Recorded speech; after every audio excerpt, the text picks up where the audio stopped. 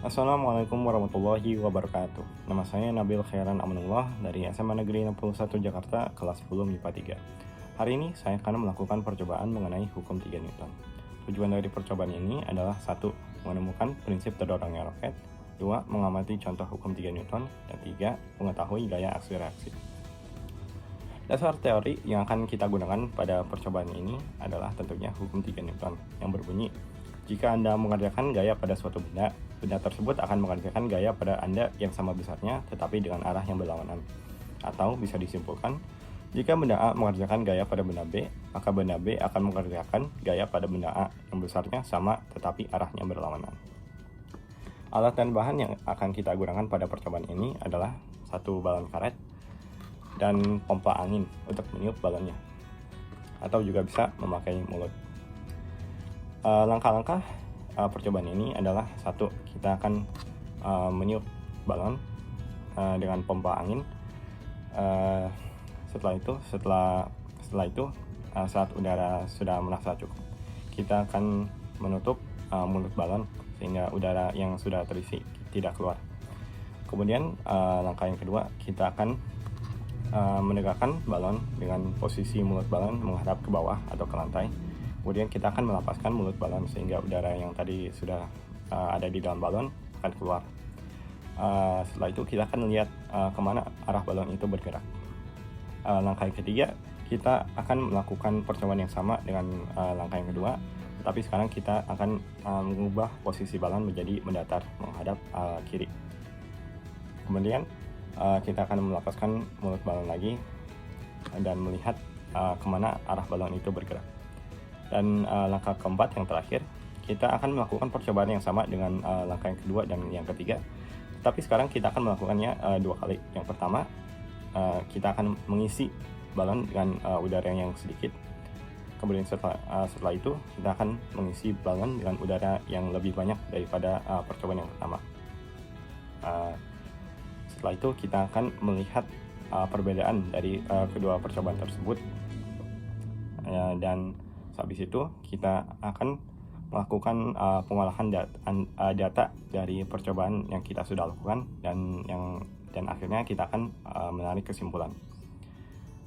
Baiklah, kita akan lanjut ke percobaannya, dimulai dengan langkah yang pertama. Baiklah, kita akan mulai dengan tahap yang pertama, yaitu mengisi balon dengan udara.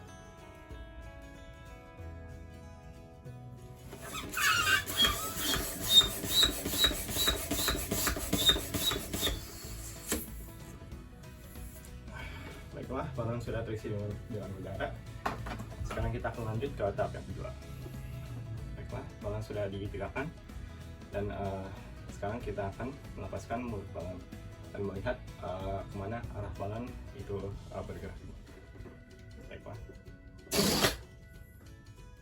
Ya, seperti yang bisa dilihat tadi, balon tadi arah geraknya ke atas.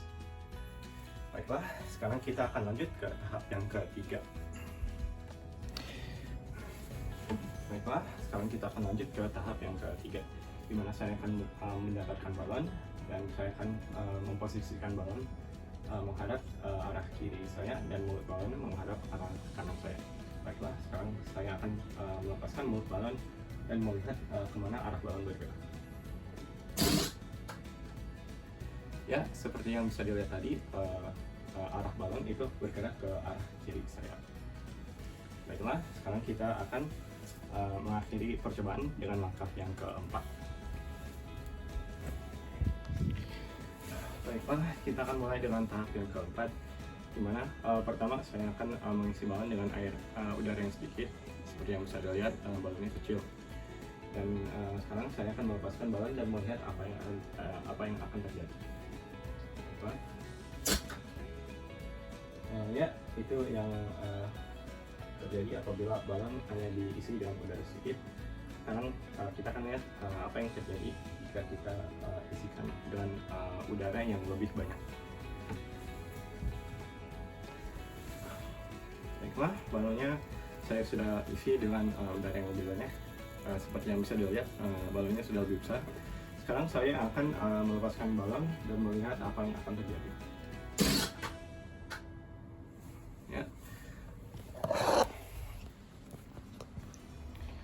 Seperti yang bisa dilihat, balonnya tadi terbangnya lebih jauh daripada jika diisi dengan udara yang sedikit.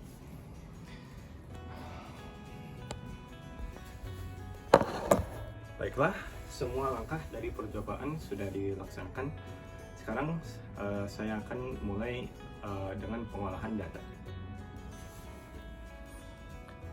Baiklah, saya akan mulai dengan pengolahan datanya dan kemudian nanti saya akan akhiri dengan kesimpulan. Saya sudah siapkan catatan saya di sini.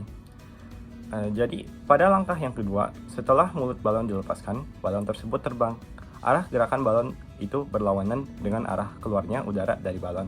Hal ini terjadi karena saat mulut balon terbuka, balon mendorong udara keluar pada saat yang sama, dan udara juga mendorong balon.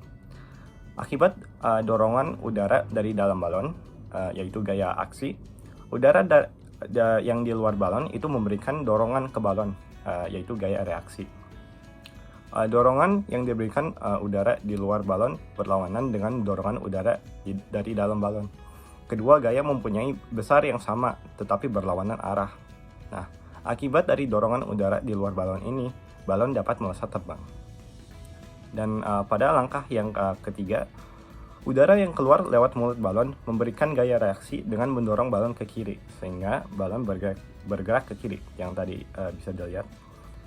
Jadi, apabila posisi balon dibalik, di mana mulut balon berada di kiri, maka balon akan bergerak ke kanan.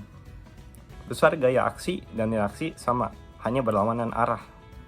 Nah, jadi balon mendorong udara ke kiri, maka nanti udara akan mendorong balon ke kanan. Atau sebaliknya, jika balon mendorong udara ke kanan, maka nanti udara mendorong balon ke kiri. Dan yang terakhir, pada langkah yang keempat, tadi bisa dilihat bahwa semakin banyak udara ditiup ke dalam balon, maka balon bergerak semakin cepat ketika mulut balon tersebut dibuka. Hal ini disebabkan karena balon mendorong lebih banyak udara keluar, sehingga udara yang didorong tersebut memberikan reaksi dengan mendorong balon. Jadi, semakin banyak udara yang ada di dalam balon, maka semakin lama dan jauh balon bergerak. Atau sebaliknya, semakin sedikit udara yang ada di dalam balon, maka semakin pelan balon bergerak. Kesimpulan yang bisa ditarik dari pengolahan data tersebut adalah: 1. Gaya aksi reaksi bekerja pada dua benda yang berbeda. Yang kedua, semakin besar gaya aksi yang diberikan pada benda, maka semakin besar pula gaya reaksi yang akan diberikan oleh benda tersebut. Yang ketiga, besarnya gaya aksi reaksi adalah sama, tetapi arahnya berlawanan. Dan yang keempat, gaya aksi reaksi timbul secara berpasangan. Itu artinya tidak ada gaya aksi tanpa gaya reaksi, dan begitu pula sebaliknya. Baik, ya, itu saja dari saya. Terima kasih sudah menonton percobaan saya tentang hukum 3 Newton. Terima kasih. Wassalamualaikum warahmatullahi wabarakatuh.